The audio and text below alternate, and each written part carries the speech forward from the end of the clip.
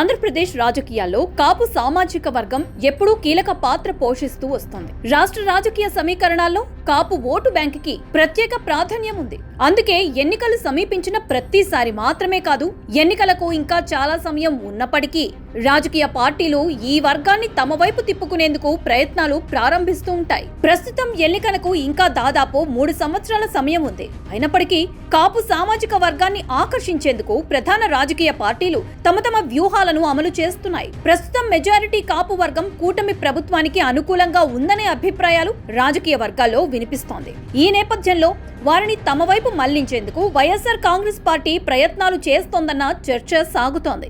అయితే అది అంత సులభమైన ప్రక్రియ కాదని రాజకీయ విశ్లేషకులు అభిప్రాయపడుతున్నారు.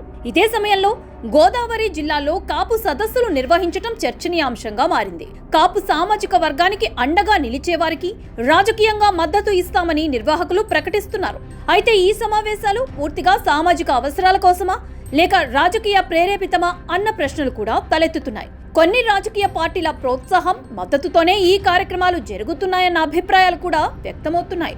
అయితే దశాబ్దాలుగా తమ చుట్టూ జరుగుతున్న రాజకీయాలను కాపు సామాజిక వర్గం నిశితంగా గమనిస్తూనే ఉంది. కేవలం ఎన్నికల సమయంలోనే తమ సమస్యల ప్రస్తావనకు రావడం కొత్త విషయం కాదని చాలా మంది భావిస్తున్నారు. ఈ సందర్భంగా వంగవీటి మోహన రంగ హత్య ఘటన మరోసారి ప్రస్తావనకు వస్తోంది. తెలుగుదేశం పార్టీ అధికారంలో ఉన్న సమయంలో ఆయన దారుణ హత్యకి గురయ్యారు. అనంతరం కాంగ్రెస్ పార్టీ అధికారంలోకి వస్తే కేసు విచారణ వేగవంతం అవుతుందని, నిందితులపై కఠిన చర్యలు తీసుకుంటారని చాలా మంది ఆశించారు. అయితే ఆశించిన స్థాయిలో పరిణామాలు చోటు చేసుకోలేదన్న విమర్శలు అప్పటి నుంచే వినిపిస్తున్నాయి. అప్పటి నుంచి జరిగిన ప్రతి ఎన్నికల్లోనూ మోహన్ రంగా పేరు, కాపు రాజకీయాలు ప్రధాన చర్చా అంశాలుగా మారుతున్నాయి. దీంతో ఎన్నికల సమయంలో కాపు సామాజిక వర్గాన్ని రాజకీయ అజెండాలో భాగంగా ఉపయోగించుకుంటున్నారన్న అభిప్రాయం బలపడింది. ఇటీవల గోదావరి జిల్లాలో నిర్వహించిన కాపు సదస్సుకు ఆశించిన స్థాయిలో ప్రజా స్పందన కనిపించలేదని చెప్తున్నారు. అదేవిధంగా శ్రీకాకుళంలో తూర్పు కాపుల పేరిట నిర్వహించిన సమావేశాలకు కూడా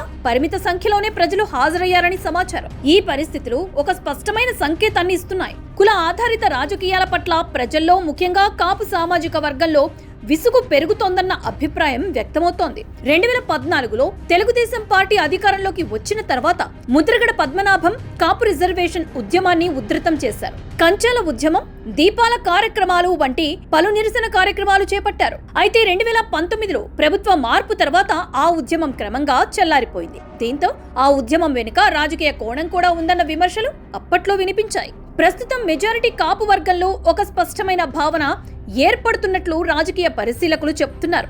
ఏ ప్రభుత్వం ప్రజలకు ఉపయోగపడే విధంగా పనిచేస్తే ఆ ప్రభుత్వానికే మద్దతు ఇవ్వాలనే ఆలోచన బలపడుతోందని అంటున్నారు. కేవలం రాజకీయ ప్రయోజనాల కోసం నిర్వహించే కుల సదస్సుల ప్రభావం గతంతో పోలిస్తే తగ్గిపోతోందన్న అభిప్రాయం కూడా వ్యక్తమవుతోంది. అదే సమయంలో ప్రస్తుత రాజకీయ సమీకరణాల్లో చంద్రబాబును కాపు సామాజిక వర్గం నుంచి దూరం చేయటం అంత సులభం కాదని విశ్లేషకులు చెబుతున్నారు. ఎందుకంటే ఆ కూటమిలో జనసేన అధినేత పవన్ కళ్యాణ్ కీలక భాగస్వామిగా ఉన్నారు. ఈ అంశం భవిష్యత్తు రాజకీయ పరిణామాల్లో కూడా ప్రభావం చూపే అవకాశం ఉందని భావిస్తున్నారు. మొత్తానికి ఆంధ్రప్రదేశ్ రాజకీయాల్లో కాపు ఫ్యాక్టర్ ఇప్పటికీ కీలకంగానే ఉన్నప్పటికీ గతంతో పోలిస్తే కుల రాజకీయాల పట్ల ప్రజల ఆలోచనలో మార్పు కనిపిస్తోంది. ఇకపై కేవలం భావోద్వేగాలు కాదు, పాలన, అభివృద్ధి, ప్రజా ప్రయోజనాలే ఓటర్ల నిర్ణయాలను ప్రభావితం చేసే అవకాశాలు ఎక్కువగా కనిపిస్తున్నాయి.